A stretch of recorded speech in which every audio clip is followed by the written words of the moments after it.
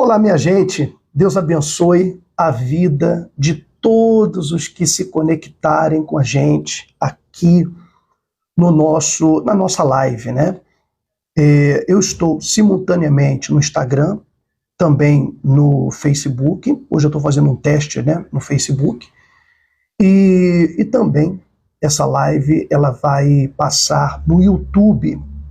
E sim, é um prazer ter vocês aqui com a gente, acompanhando as nossas mensagens e as nossas lives. Toda segunda, quarta e sexta-feira, se assim Deus permitir, e não houver nenhum outro compromisso, nós estaremos aqui conversando ao meio-dia por alguns minutos. O tema que nós vamos abordar hoje e nos nossos próximos vídeos é sobre os sonhos. Os sonhos. Nós vamos falar muito a respeito dos sonhos.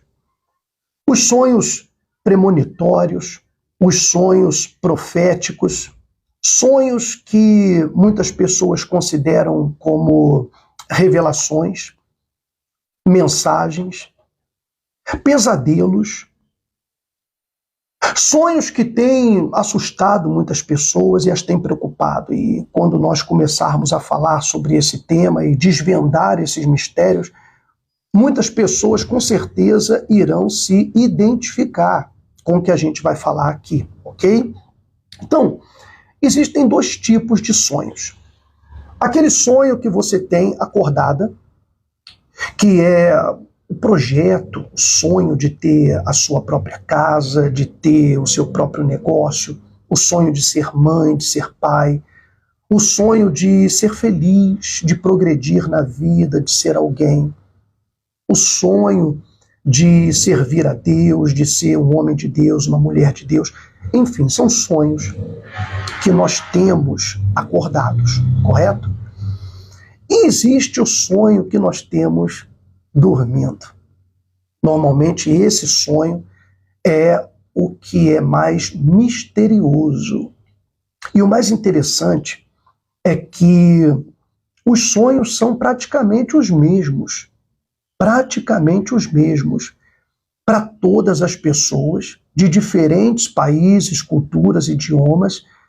Os símbolos nos sonhos são exatamente os mesmos e cada um deles traz uma comunicação. Mas que comunicação é essa? De onde vem a mensagem ou quem quer se comunicar com a gente? Bom, hoje eu vou falar sobre o sonho profético. Muitos pastores, muitos profetas, né, pessoas ou homens que se consideram profetas ou se dizem profetas, eles têm trazido revelações às pessoas nos seus ministérios, nos seus cultos de revelação, seus cultos proféticos, através de sonhos. E eles dizem: Deus me falou em tal sonho. Em um sonho eu vi isso, vi aquilo, vi o outro.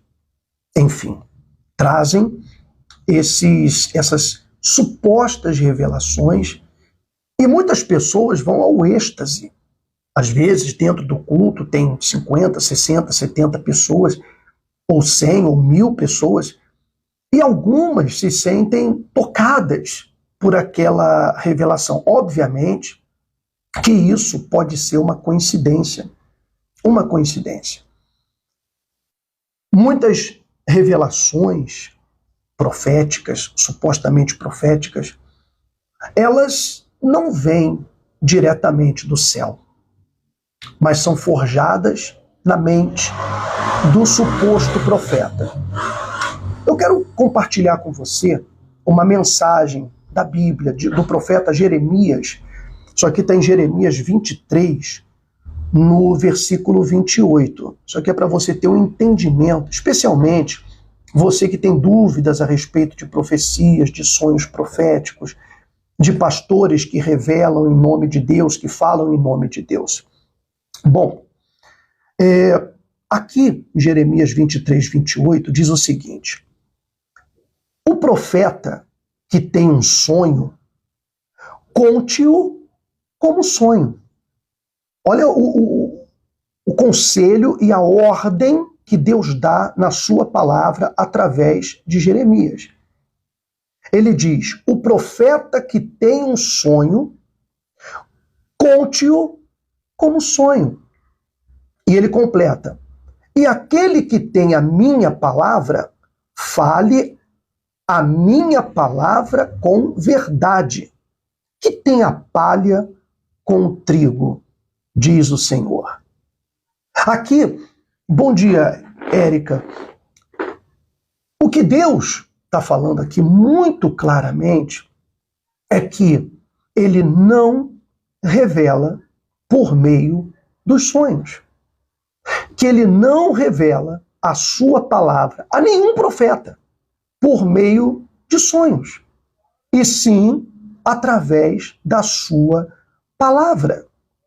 E aqui ele diz: se um profeta tiver um sonho, e isso é natural porque eu tenho sonhos, você tem sonhos, durante a noite a gente dorme, sonha com muitas coisas, e claro, nós vamos, ao longo das nossas lives, desvendar esses sonhos, falando sobre os símbolos desses sonhos, explicando para você o que eles realmente significam, sem esse misticismo trazido por espiritualistas ou evangélicos que são místicos também, né? Então, ele fala que tem a palha com o trigo. Bom, se você não sabe, o trigo, quando ele é colhido, ele é separado da palha. Então aquela palha, né, que o caule dele, né, toda a palha, ela é retirada e o grão do trigo é separado. A palha, ela vai ser queimada. O trigo, ele vai ser usado para alimento. Assim também a palavra de Deus. A palavra de Deus é alimento. Os sonhos são apenas palha. Apenas palha. Não se comparam com a palavra de Deus, ok? E aí no versículo 29, olha só o que Deus fala. Porventura, a minha palavra não é como fogo, diz o Senhor, e como martelo que esmiuça a pedra. Portanto, olha o que ele diz: eis que eu sou contra os profetas, diz o Senhor, que furtam as minhas palavras, cada um ao seu próximo. Eis que eu sou contra os profetas, diz o Senhor, que usam de sua própria linguagem e dizem: ele disse. Ou seja, Deus aqui, ele está contrariado com os profetas que usam suas próprias ideias, suas próprias palavras, seus próprios ensinamentos e trazem os seus sonhos e dizem: Deus me falou. Olha, deve ter um monte espalhado pela internet. E são os que mais têm likes, são os que mais têm visualizações. Aqueles que vêm aqui e dizem: olha, Deus tem algo para te falar. Olha, Deus tem uma mensagem para você. Olha, Deus me mandou falar tal coisa para você. É tudo mentira. Deus não mandou eles falarem nada. Deus não mandou eles dizerem nada. Eles simplesmente estão falando algo da sua própria cabeça, espalhando aquilo para ter like, para ter engajamento na internet e outros pontos mais. E aí Deus fala: eis que eu sou contra os que profetizam sonhos mentirosos, diz o Senhor, e os contam, e fazem errar o meu povo com as suas mentiras e com suas leviandades. Pois eu não os enviei, nem lhes dei ordem.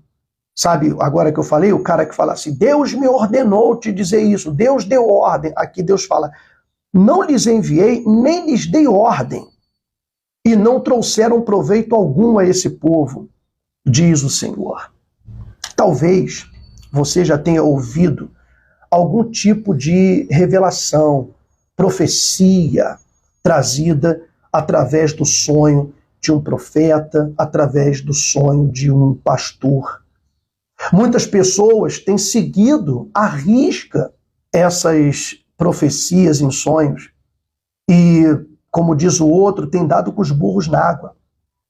Tem se prejudicado na sua vida sentimental, tem acreditado que tem doenças que na verdade não tem, porque o pastor sonhou que ela tem um tumor, que ela tem uma doença, mas ela em nenhum exame apareceu aquela doença, só no sonho do pastor, para poder forjar um falso milagre, de que Deus viu que ela tinha aquilo e Deus retirou aquilo e agora ela não tem mais, para forjar um falso milagre. E cada um de nós temos que atentar para a palavra de Deus. Deus, ele não fala através de sonhos.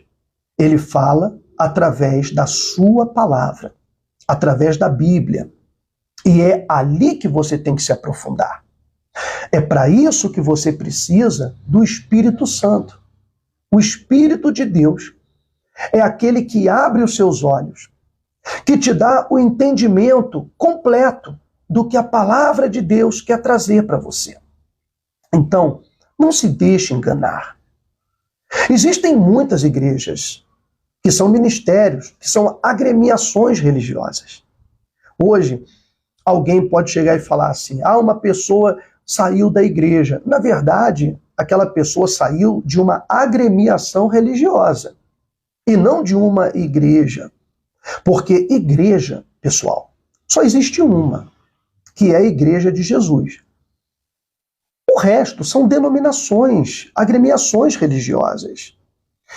Por exemplo, tem a igreja real, que é a qual represento, igreja mundial, igreja universal, igreja internacional, igreja metodista, presbiteriana, assembleia, batista, e entre outras, que são agremiações religiosas. Se uma pessoa ela discorda de alguma doutrina, de algum ensinamento pregado nessas agremiações, e ela decide se retirar dali e procurar outro lugar, isso é legítimo. Isso não é errado, não. Isso é legítimo. O que não é certo é uma pessoa deixar uma igreja ou uma agremiação religiosa que ela frequenta, que ela está bem ali, por causa dos outros. Fulano fez fofoca. Porque o fulano falou mal de mim. Porque o pastor não me cumprimentou e por isso eu vou sair e tal. Não, isso não é motivo para deixar uma denominação que você gosta de repente, mas um motivo para deixar, para trocar de denominação, de suposta, dizem que igreja, né, mas são denominações ou ministérios, é o fato da pessoa perceber que a doutrina daquele ministério é 90% palavra do pastor e só 10% a Bíblia Sagrada. Ou que muito mais da vontade do pastor é aplicado ali na vida das pessoas do que a própria palavra de Deus. Então, quando você tem essa percepção dessas deturpações, dessas manipulações, se você ficar ali, então você vai ter uma conivência com o erro. E claro, depois de algum tempo, continuamente ouvindo aquelas mensagens, ouvindo aquelas palavras, aquilo vai penetrar na tua mente a ponto de você não saber mais discernir entre o que é de Deus e o que não é. Entre o que vem de Deus e o que vem do homem. Você não vai ter mais discernimento. Então, enquanto Deus te dá a percepção, você tem que tomar uma atitude. Certa vez, a pastora Andréia, conversando sobre um assunto, ela disse o seguinte, que ela estava conversando com uma pessoa, e essa pessoa dizia, não, mas Deus vai tocar. Mas Deus vai tocar. E a pastora falou assim, às vezes Deus já está esfregando na cara as coisas e a pessoa não quer ver. Às vezes Deus está esfregando na nossa cara. E a pessoa diz, não, mas a intenção é boa. Você sabia que o caminho para o inferno é pavimentado de boas intenções? Você sabia disso? Você sabia que não basta ter um bom coração para ser um homem de Deus, um pregador do evangelho, um pastor, um líder evangélico? Não basta ter um bom coração. Não, mas ele é bom, mas ele tem um bom coração. Posso te falar uma coisa? Traficantes têm bom coração. Traficantes de drogas, que assassinam, que mandam matar, que cometem crimes hediondos, eles têm coração bom. Você fala assim, não, mas não tem. Tem, de certa forma tem, porque eles defendem a sua família, defendem a sua mãe, defendem seus irmãos, defendem o povo lá da sua comunidade. Eles fazem como Robin Hood, eles roubam caminhões de alimentos na Avenida Brasil e levam para dentro da comunidade para distribuir para o pessoal lá dentro. E todo mundo fala, mas ele é criminoso, mas ele é bom, ele é tão bom para a gente. Pois é.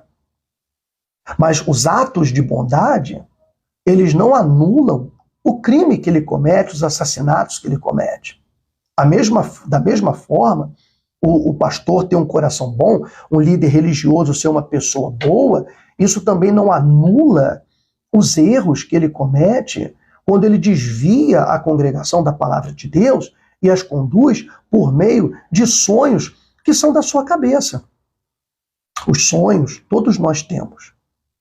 Todos nós temos. E nós temos que saber lidar com os sonhos, entender os sonhos que nós temos. Mas com certeza eles não são revelação divina, revelação de Deus. Mas eles têm um propósito. Ninguém sonha à toa. E é por isso que é importante, e eu quero que você acompanhe as nossas próximas lives, porque eu vou falar sobre isso.